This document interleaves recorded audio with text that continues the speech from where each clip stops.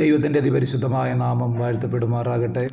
ഈ അനുഗ്രഹിക്കപ്പെട്ട നല്ല പ്രഭാതത്തിനായി ദൈവത്തെ നന്ദിയോടെ സ്തുതിക്കുന്നു. വീണ്ടും ഒരു പ്രഭാതം ദൈവം ദാനമായി തന്നതിനായി ദൈവത്തെ വാഴ്ത്തുന്നു. ആമേൻ. പ്രിയമുള്ളവരെ, ഒരു ദൈവവചനം വായിക്കുന്നു. യേശു പറഞ്ഞു, ഞാൻ എൻ്റെ വിശുദ്ധ പർവ്വതത്തിലേക്ക് കൊണ്ടുവന്ന് എൻ്റെ പ്രാർത്ഥനാലയത്തിൽ അവരെ സന്തോഷിപ്പിക്കും. ആമേൻ.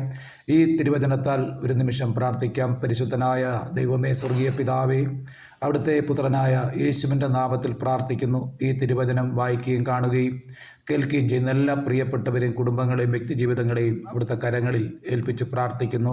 വായിച്ചു കേട്ട വചനം പോലെ കർത്താവ് ഞങ്ങളെ സന്തോഷിപ്പിക്കുന്ന സുദിനത്തിനായി നന്ദിയോടെ ദൈവത്തെ സ്തുതിക്കുന്നു.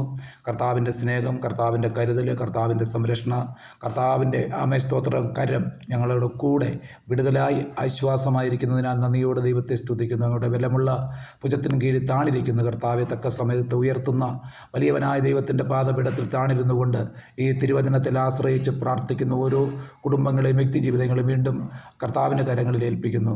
അവിടുന്ന് വലിയ കാര്യം ചെയ്യും. എല്ലാ മഹത്വം അങ്ങെടുക്കും.